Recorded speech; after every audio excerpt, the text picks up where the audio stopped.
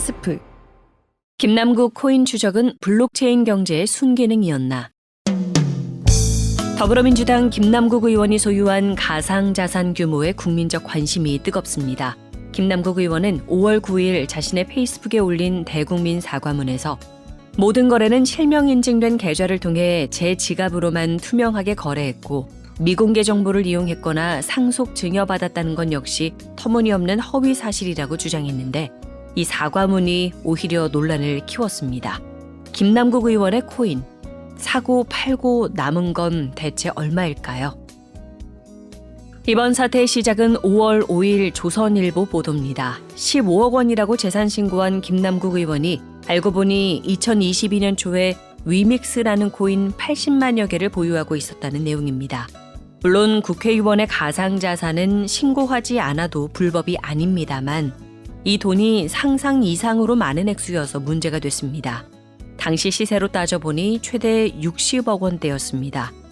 이른바 알뜰파로 알려진 김남국 의원이 알고 보니 코인 큰손이었다는 점도 뉴스였지만 막대한 액수의 코인이 공교롭게도 대통령 선거 날짜였던 3월 9일과 가상화폐 거래 실명제 실시일인 3월 25일 사이에 모두 인출됐다는 점이 쟁점이 됐습니다.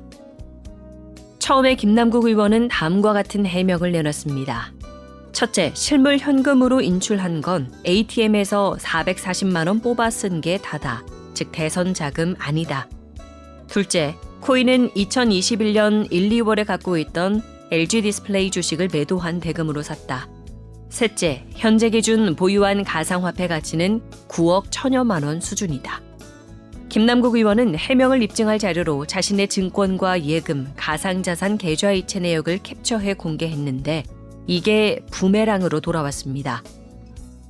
모든 코인 거래는 디지털 장부에 기록됩니다. 블록체인 거래의 특징이자 본질입니다.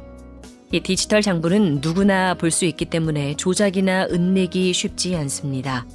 물론 코인을 사고 파는 내역이 적힌 장부에 해당 지갑의 주인이 정확히 누군지 또 무슨 목적으로 이체하는지 등이 노출되는 건 아니지만 어떤 계좌가 얼마만큼을 언제 다른 계좌와 거래했는지는 모두 기록됩니다. 그렇기 때문에 코인 거래에 익숙한 사용자들은 특정 계좌가 막대한 규모로 팔고 사며 코인 시세를 변동시킬 때마다 거래 내역을 추적해 계좌 주인이 누군지 추리하는 것에도 익숙합니다. 김남국 의원의 경우 본인의 해명을 입증하기 위해 거래소 실명 인증 확인서를 여러 장 제출했는데 이 가운데 카카오 계열사인 그라운드엑스가 발행한 클립이라는 가상자산 보관 지갑에 가입한 일시와 보유하고 있는 이름을 가린 세 종류의 코인 예치금액 화면을 캡처하게 됐습니다. 이 정보가 관건이었습니다. 통상 새로 가상자산 계좌, 이른바 지갑에 가입하면 소액의 가상자산이나 NFT가 무상으로 제공됩니다. 일종의 웰컴 드링크나 웰컴 쿠폰 같은 건데요. 이 역시 가상자산이기 때문에 블록체인 장부에 기록이 됩니다. 주는 쪽과 받는 쪽의 계좌가 모두 기록됩니다. 가상자산 커뮤니티 변창호 코인사관학교와 온라인 코인 전문 매체 디지털 에셋은 이 점에 착안했습니다.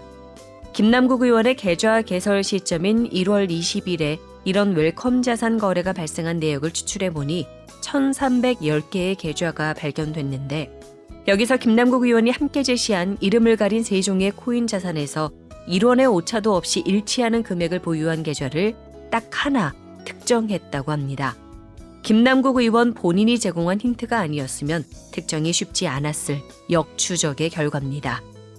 그리고 이 특정된 계좌의 이전 거래 내역을 따져보니 당초에 알려졌던 80만여 개를 훨씬 넘어서서 127만여 개의 위믹스 코인이 확인됐다는 겁니다. 당시 시가 기준 최대 100억 원대에 이르는 큰 돈입니다. 현재까지 김남국 의원은 해당 계좌의 진위 여부와 추가로 발견된 코인에 대해 어떤 입장도 밝히지 않은 상태입니다. 지금도 수많은 코인 거래 사용자들과 전문가들이 해당 계좌의 이체 기록을 샅샅이 훑고 있습니다.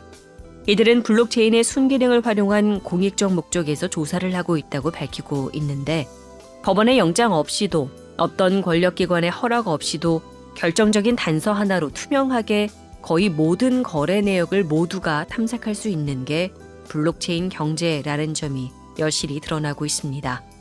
일각에선 김남국 의원이 코인을 보유하고 처분했던 시점에 코인 시장에 급격한 변동이 따랐다는 점을 고려해 대규모 게이트로도 비화될 수 있다고 전망하고 있습니다.